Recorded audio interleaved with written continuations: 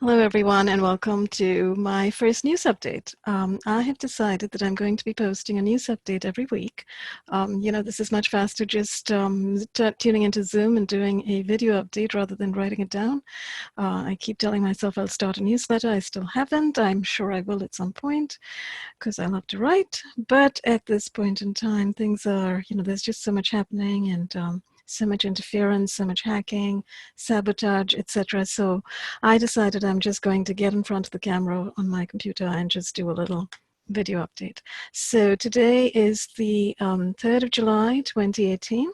It's Julian Assange's birthday. And, I wish Julian Assange a happy birthday, if at all he gets a chance to see this. I have no idea if he can access the internet. I guess that's the whole story, right? He's prevented from accessing the internet and communicating via the internet to his family, etc. And I do hope that that situation is resolved positively for Julian very soon, because he is literally being tormented. He's being held in solitary confinement. He's being isolated. He's literally being tortured in the heart of London, as we've spoken about, as many of us have spoken about. And I understand the next Unity for Julian Vigil is starting up again this Saturday, so do tune into Susie Dawson's channel, into the Unity4J channel on YouTube, etc., and keep tabs on that. So that's something to keep in mind. So one of the things I wanted to talk about really today was the last week, how it's gone, what's been happening, and so on and so forth. Today, right now, I've got a post on my website, and I'm going to try to share screens and go to it. I haven't really pulled it up, so I'm going to have to pull it up in a minute. Let me hit share screen over here and go into my website. So this website, this article is about the attack, a suspected DU attack on Dr. Edward Spencer, who is a neurologist, a good friend of ours, a good friend of mine, certainly, and he is in San Francisco.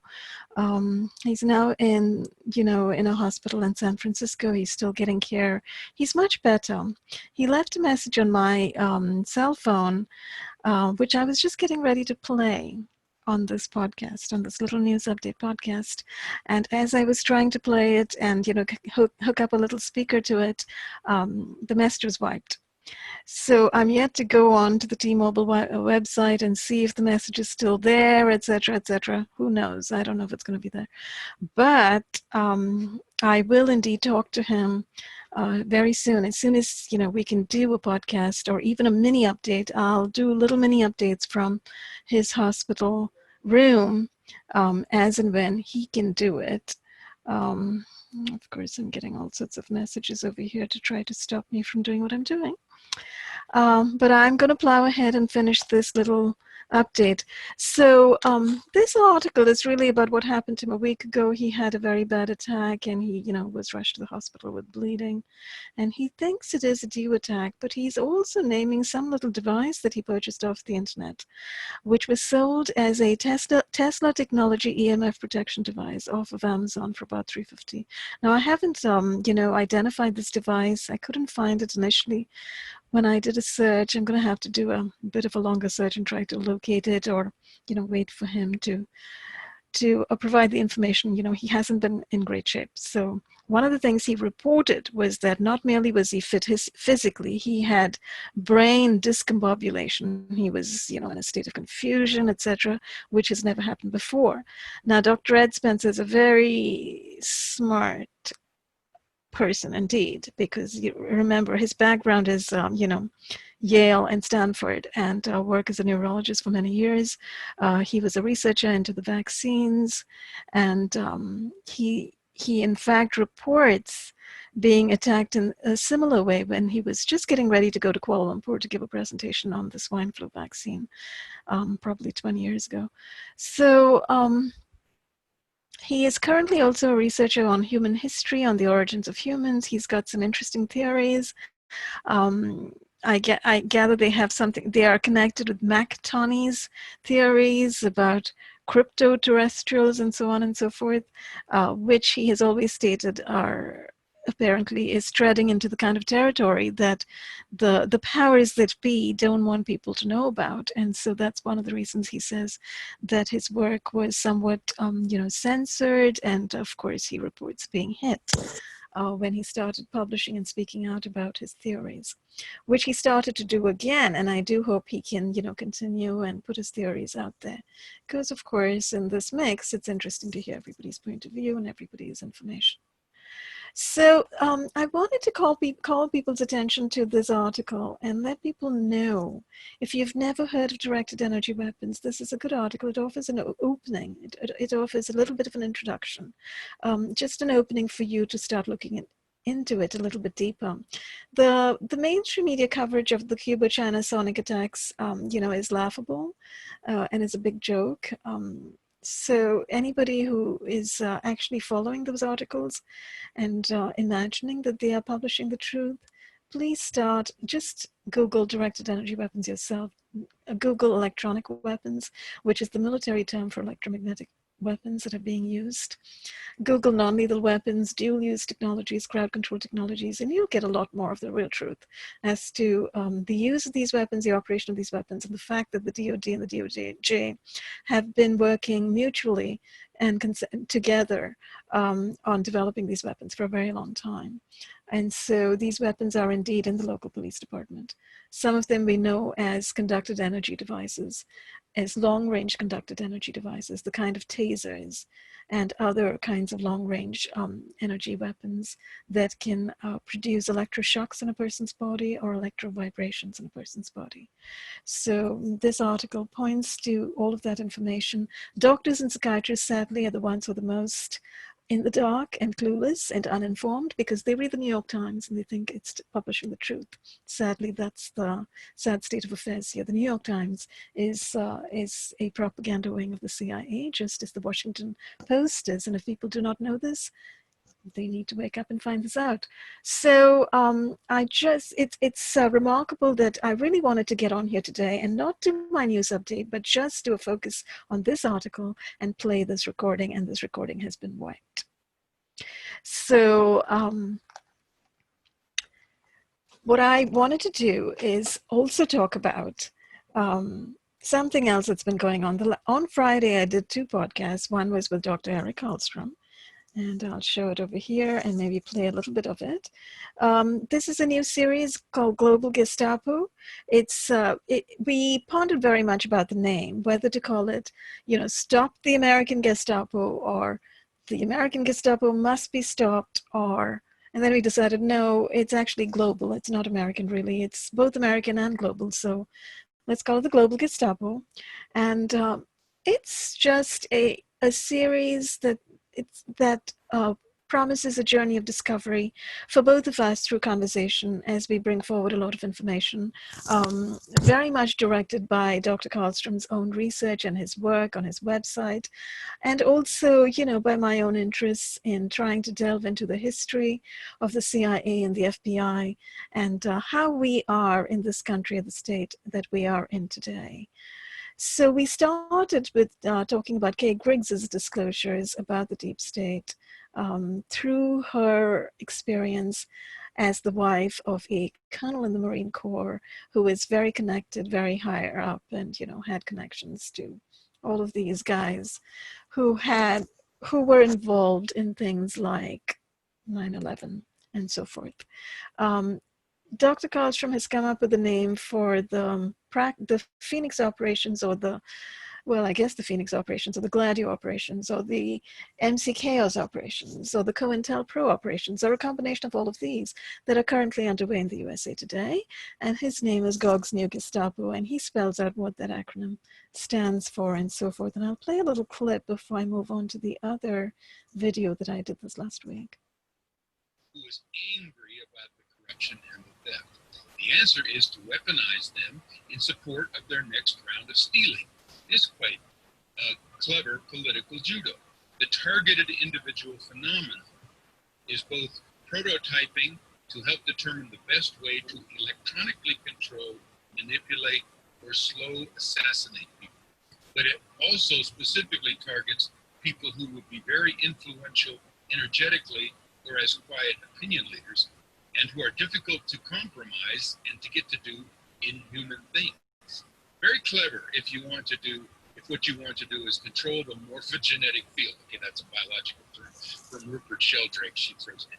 You are trying to isolate and control or destroy the energetic queen bees. That's you.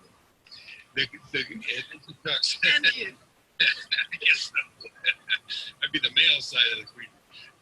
Then she's talking about this little ruse psyop that we've just been trading back and forth with. And she says, in the meantime, a few puppets will be thrown to me for the lines in the Coliseum as entertainment and to earn the credibility of the operation. While the whole process of watching the general population fall into hope or traps. Anyway, on and on, she's talking about this cue off. But I thought it was useful to give the big picture. Again, follow the money. And absolutely. Everybody is better than Catherine. Exactly, and I found that very interesting too, because she, one of the things that I think we've figured out looking at what's going on is ultimately this is about money, this is about greed, it's about control, it's about power, it's about a bunch of techno freaks and, banker freaks who've decided they want to control the entire world, and they've, instituted all sorts of matrices in order to permit them to carry out their control operations. And unfortunately, they have entered the realm of absolute terrorism. They are engaging in state-sponsored terrorism at this point in time. They are assaulting people with weaponry, and they have pitted people against each other. So they've got your own neighbors acting against you, and those who are targeted literally are at the central nodes. And it's very interesting that Catherine Austin Fitts used that term queen bee, but she also used the term opinion leaders, and quiet opinion leaders, people who might have influence in their communities, people who might be the first ones to speak out, for instance, about the chemtrails raining down on us, or about the fluoride in the water. These are simple examples, but that sort of drives home the point. It's like these are the people who notice what's going on in the community and start speaking out. And these are the people that have been targeted all across the US, across Europe, across the world, literally, Yeah, and in that sense, we could use some of the terms. This is social engineering. This is perception management. This is a way to make sure that they control the herd by removing the individuals that might move the herd in the direction which are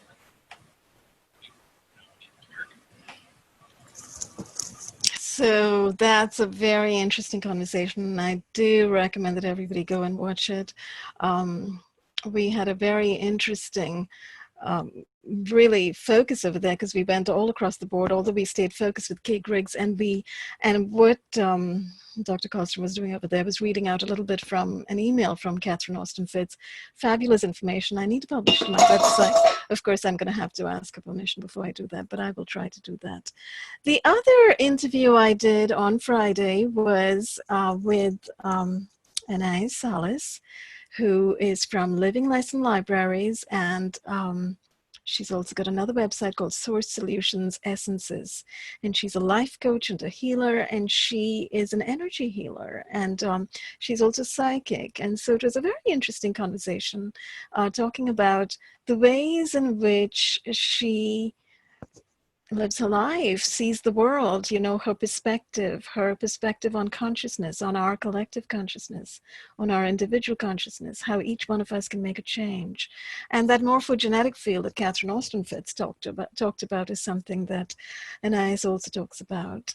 Because, this is the message that comes to us from people who are, in fact, looking at consciousness and looking at energy, that each one of us has the opportunity to affect the morphogenetic field or the energy field in which we're all immersed and make changes that will ripple through and reverberate and, change our world. And hopefully that is all of our collective intention, to change the world for the better. So, and those two, are wonderful, wonderful conversations. I recommend that you watch them. The other conversation, of course, that I did the week before, I'm trying to click on this and it's not doing anything. Oh, there we go. So here we are. This is my YouTube channel. And, I'm trying to build up my channel on Vimeo and BitChute as well. It's all going to take a little time considering what's going on. And I want to talk about that in just a minute. I wanted to show Barbara's interview. Gosh, I had such a tough time uploading the Global Gestapo interview that I think I ended up uploading 2 of those. Oh, what happened? Did I just lose that page? I guess I did. Well, that was smart. All right, let me try. I apologize for fumbling around in this fashion. Let me go back and click on that and see if it comes up quickly. There we go. So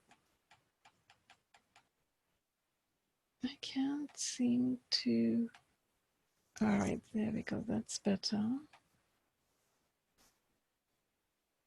Where is Barbara's interview?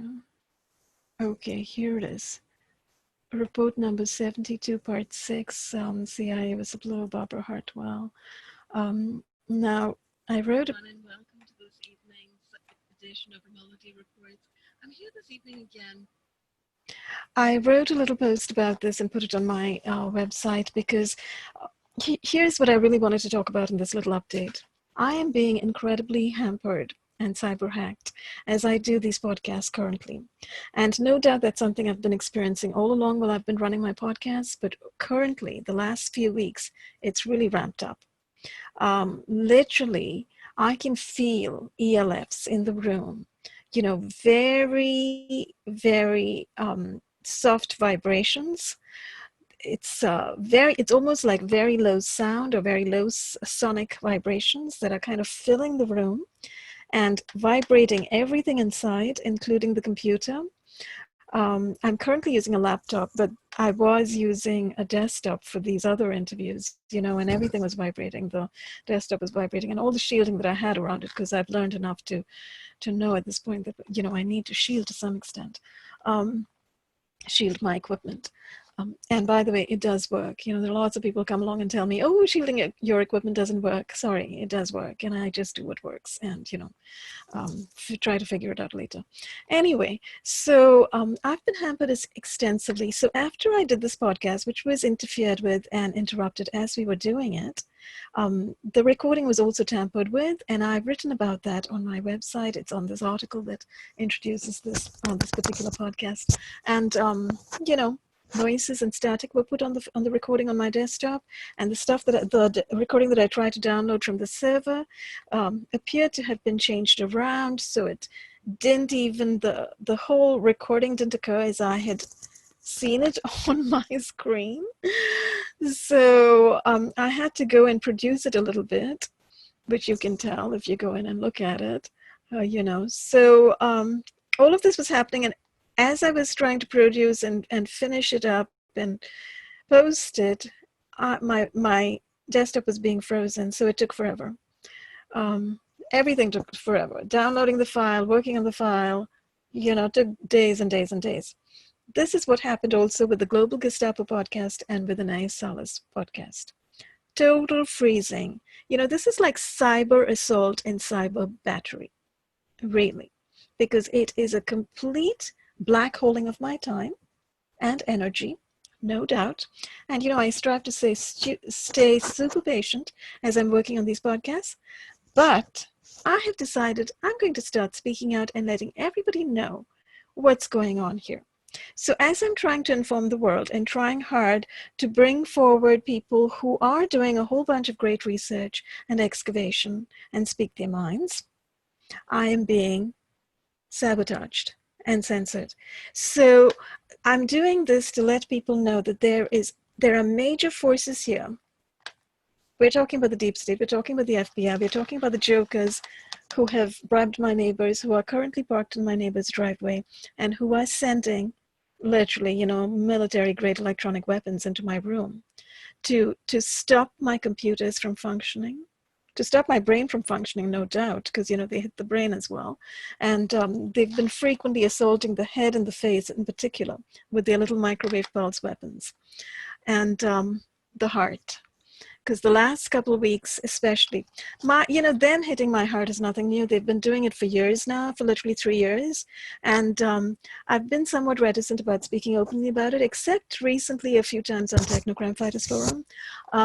But I have decided I'm going to speak very openly about this a lot more. I'm a writer, a journalist, a poet, and a podcaster at this point in time, an interviewer. And I am being massively hard hit in ways that are intended to take me out. And I'm putting this on record because I think it's important for America to know. It's important for people in America to know. If you see this, send this to your senator. I'm in Massachusetts. I'm in Quincy, Massachusetts, just south of Boston. And I've started to publish about what's going on in Quincy. So, that's another reason why I'm being extremely assaulted currently. Obviously, we're talking about the Boston FBI, Whitey Bulger, Robert Mueller, some very interesting connections over there, which I do intend to write about. But, talking about the FBI, they're out here in the Northeast. They're here in Boston, they're here in New York. They're, well, no doubt they're all over the country, but it seems to me there's some definite skullduggery going on right here in my backyard. So I've spoken before about how whenever I step out into the yard, they have helicopters and planes fly across.